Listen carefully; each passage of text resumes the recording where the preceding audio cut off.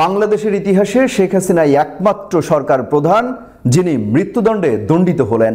তার বিরুদ্ধে মানবতা বিরোধী অপরাধের 5টি অভিযোগ আনা হয়েছে। সেই 5টিতেই কিন্তু তিনি অভিযুক্ত হয়েছেন।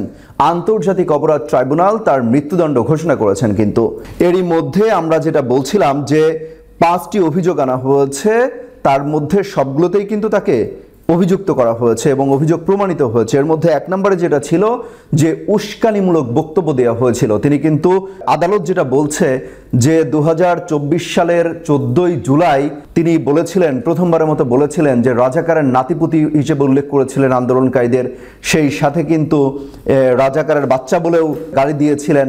এরপরেই কিন্তু আইন শৃঙ্খলা বাহিনী বা পুলিশ বাহিনী বা সাবেক স্বরাষ্ট্রমন্ত্রী আসাদুজ্জামান খান কামাল তার নেতৃত্বে কিন্তু বেপরোয়া হয়ে ওঠে নিরাপত্তা বাহিনী। তারপরে কিন্তু নিরীহ নিরস্ত্র যে শিক্ষার্থীরা ছিল, আন্দোলনকারীরা ছিল, তাদের উপর কিন্তু নির্যাতন চালায় এবং সেই সাথে একটা ম্যাসাকার পরিস্থিতি তৈরি করে ফেলে। এই যে পরিস্থিতি ঘটিয়েছেন এইটা প্রমাণিত হয়েছে এবং এই কারণে তাকে আমৃত্যু কারাদণ্ড দেওয়া হয়েছে, অর্থাৎ মৃত্যুর আগ পর্যন্ত কিন্তু তিনি কারাভোগ করতে হবে, এই রায় কিন্তু দিয়েছেন তার প্রথম যে অভিযোগ ছিল। এবং বাকি যে অভিযোগ ছিল আমি একটু পড়ে শোনাতে চাই আপনাদেরকে। এর মধ্যে দ্বিতীয় যে অভিযোগ ছিল সেখানে বলা হয়েছে শেখ হাসিনা হেলিকপ্টার, ড্রোন এবং প্রাণঘাতী অস্ত্র ব্যবহারের মধ্য দিয়ে যে একটা নির্মূল করার কথা বলা হয়েছিল, আন্দোলনকারীদের নির্মূলের একটা নির্দেশ দিয়েছিলেন, সেটা কিন্তু প্রমাণিত হয়েছে। সেই কারণে এবং একই সাথে চানখারপুলে অর্থাৎ 5 আগস্ট রাজধানীর চানখারপুলে 6 জনকে গুলি করে হত্যা এবং সেই সাথে সাভারের আশুলিয়াতে 6 জনকে, একজনকে জীবিত সহ 6 জনকে পুড়িয়ে মারার, মরদেহ পুড়িয়ে মারার যে ঘটনা, সেই অভিযোগেও কিন্তু তিনি প্রমাণিত হয়েছেন এবং অভিযোগে অভিযুক্ত হয়েছেন। এই মিলিয়ে কিন্তু তার বিরুদ্ধে মোট 3টি অভিযোগ, যে 3টি অভিযোগ ছিল, এই 3টি অভিযোগে কিন্তু তাকে মৃত্যুদণ্ড দেওয়া হয়েছে। আসাদুজ্জামান খান কামাল, সাবেক স্বরাষ্ট্রমন্ত্রী এবং সাবেক প্রধানমন্ত্রী, ক্ষমতাচ্যুত প্রধানমন্ত্রী শেখ হাসিনা, তাকে কিন্তু মৃত্যুদণ্ড দেওয়া হয়েছে। মূলত এই দুটি কারণ লাস্টে বলা হচ্ছে, যেটা যে চানখারপুলে 6 জনকে গুলি করে হত্যা এবং সাভারের আশুলিয়া একজনকে জীবিত সহ বাকি 6 জনকে, মোট 6 জনকে কিন্তু পুড়িয়ে মারার যে ঘটনা, সেখানে কিন্তু দোষী সাব্যস্ত হয়েছেন, এই জন্য তাকে মৃত্যুদণ্ড দেওয়া হয়েছে।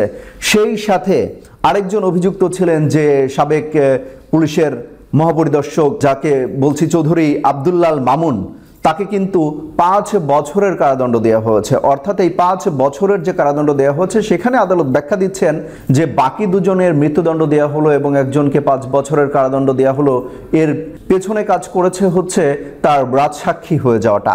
আদালত বলছে যে আব্দুল্লাল মামুন যেহেতু রাজসাক্ষী হয়েছেন, এই রায়কে এবং এই বিচার প্রক্রিয়াকে সহজ করে নিয়ে গিয়েছেন এবং সে যেহেতু পুরো বিষয়টা খোলাসা করেছেন এবং সহজ করে দিয়েছেন, এর জন্য সর্বনিম্ন যে সাজাটা রয়েছে সেই সাজা কিন্তু দেওয়া হয়েছে তাকে। পরিস্থিতি এই পর্যায়ে গিয়েছে যে মিষ্টি পর্যন্ত বিতরণ করা হয়েছে। টিএসসিতে আমরা দেখেছি, টিএসসিতে মিষ্টি বিতরণ করা হয়েছে শেখ হাসিনার রায় ঘোষণার পরপরই। কিন্তু এছাড়া আদালত চত্বরে যে অবস্থান করছিলেন জুলাই যোদ্ধারা, জুলাই আহতরা, তারা কিন্তু সেখানে উল্লাস করেছেন। সেই সাথে ঢাকা বিশ্ববিদ্যালয়ে কিন্তু একটা আনন্দ মিছিল বের করা হয়েছে। একই সাথে কিন্তু আজকে ধানমন্ডি 32 নম্বর গুড়িয়ে দেওয়ার আরেকটা কিন্তু পরিকল্পনা ছিল। সেই সময় বুলডোজার নিয়ে কিন্তু যাওয়া হচ্ছিল ধানমন্ডি 32 নম্বরে, সেখানে কিন্তু পুলিশ এবং সেনাবাহিনী আটকে দিয়েছে পরিস্থিতি। অর্থাৎ শেখ হাসিনার রায় ঘিরে কিন্তু ব্যাপক উৎসাহ উদ্দীপনা ছিল মানুষের মধ্যে, সেটা কিন্তু দেখা গিয়েছে। একই সাথে আবু সাইদের বাবা কিন্তু প্রতিক্রিয়া জানিয়েছেন। তিনি বলেছেন যে তারা এখন যত দ্রুত সম্ভব রায় কার্যকর করতে হবে। 78 বছর বয়সী শেখ হাসিনা, তার দীর্ঘ 4 দশকের রাজনৈতিক ক্যারিয়ার, শুরুটা হয়েছিল ঠিক 1975 সালের যে 15ই আগস্ট। তারপরে কিন্তু তিনি দীর্ঘ 6 বছর নির্বাসনে ছিলেন। সেই নির্বাসনে থাকার পর আবার দেশে কামব্যাক করেন। তারপর রাষ্ট্র ক্ষমতায় থাকা, একতরফা নির্বাচন করা, ডামি নির্বাচন করা, ক্ষমতা আঁকড়ে রাখার মতো অভিযোগ কিন্তু তার বিরুদ্ধে রয়েছে। এরপরে সবশেষ 2024 সালের 5 আগস্ট। এরপরে আবারও কিন্তু তিনি নির্বাসনে চলে গিয়েছেন, অর্থাৎ ভারতে, দেশ থেকে পালিয়ে ভারতে চলে গিয়েছেন, সেখানে আশ্রয়ে রয়েছেন। এই মৃত্যুদণ্ডের রায় মাথায় নিয়ে তিনি আসলে এই দেশে ফিরবেন কিনা, ভারত ফেরত পাঠাবে কিনা, সে বিষয়টা নিয়ে কিন্তু এখনো সংশয় রয়ে গেছে। বিএনপির মধ্যে প্রতিক্রিয়া জানিয়েছে। বিএনপির সালাউদ্দিন আহমেদ কিন্তু বলেছেন যে অপরাধ শেখ হাসিনা করেছেন সেই অপরাধের তুলনায় এই রায় কিন্তু পর্যাপ্ত না, এটা কিন্তু বলা হচ্ছে। অর্থাৎ প্রত্যেকেই একটা উৎসাহ উদ্দীপনার কাজ করছে এবং একই সাথে বলা হচ্ছে যে বিভিন্ন ফ্যাসিবাদ বিরোধী যারা আন্দোলন করেছিলেন তারা কিন্তু এই বিষয়টা নিয়ে এখন পর্যন্ত বেশ উৎসাহ উদ্দীপনা তারা দেখাচ্ছেন, একই সাথে মিষ্টি বিতরণ করছেন, বিজয় মিছিল করছেন, প্রতিক্রিয়া কিন্তু জানাচ্ছেন। সেই সাথে আওয়ামী লীগের পক্ষ থেকেও কিন্তু প্রতিক্রিয়া জানানো হয়েছে। সভাপতি মণ্ডলীর সদস্য অর্থাৎ আওয়ামী লীগের সভাপতি মণ্ডলীর সদস্য জাহাঙ্গীর কবির নানক তিনি ফেসবুকে স্ট্যাটাস দিয়েছেন বা ভিডিও বার্তা দিয়েছেন, সেখানে কিন্তু তিনি বলেছেন এই রায়কে তারা প্রত্যাখ্যান করছেন, দেশের সাধারণ মানুষ কিন্তু প্রত্যাখ্যান করবে। সেই হিসেবে কিন্তু আগামীকাল সকাল সন্ধ্যা শাটডাউনের কিন্তু একটা ঘোষণা দিয়েছেন আওয়ামী লীগের পক্ষ থেকে দেওয়া হয়েছে।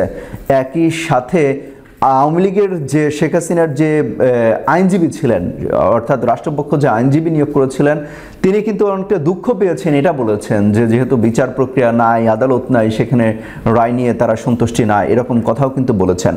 সব মিলিয়ে শেখ হাসিনার রায় ঘিরে আজকে পুরো দেশ, পুরো ঢাকা একটা উত্তপ্ত পরিস্থিতির মধ্যে ছিল, টানটান উত্তেজনার মধ্যে ছিল। সবার চোখ ছিল এই ট্রাইব্যুনালের দিকে, কি হতে যাচ্ছে এই রায়। সর্বশেষে 2:50 দিকে কিন্তু সেই কাঙ্ক্ষিত রায় ঘোষণা করা হয়। রায়ে প্রধানমন্ত্রী, সাবেক প্রধানমন্ত্রী, ক্ষমতাচ্যুত প্রধানমন্ত্রী শেখ হাসিনার বিরুদ্ধে যখন রায়টি যায় এবং মৃত্যুদণ্ড যখন ঘোষণা করা হয় তখন কিন্তু এজলাসের ভেতরে একটা উল্লাস আমরা দেখতে পেয়েছি। আমরা যারা গণমাধ্যমে কাজ করি বা অনলাইনে যারা দেখছিলাম তারা কিন্তু এই দৃশ্য কিন্তু দেখতে পেয়েছি। এ অবস্থায় এখন এই 78 বছর বয়সী সাবেক প্রধানমন্ত্রী শেখ হাসিনা দেশে এসে বিচারের মুখোমুখি হবেন কিনা সেটা নিয়ে কিন্তু একটা সংশয় রয়ে গেছে। অসংখ্য ধন্যবাদ। নিউজ রুম থেকে সবশেষ এই শেখ হাসিনার বিচার প্রক্রিয়া নিয়ে এই ছিল সবশেষ আপডেট।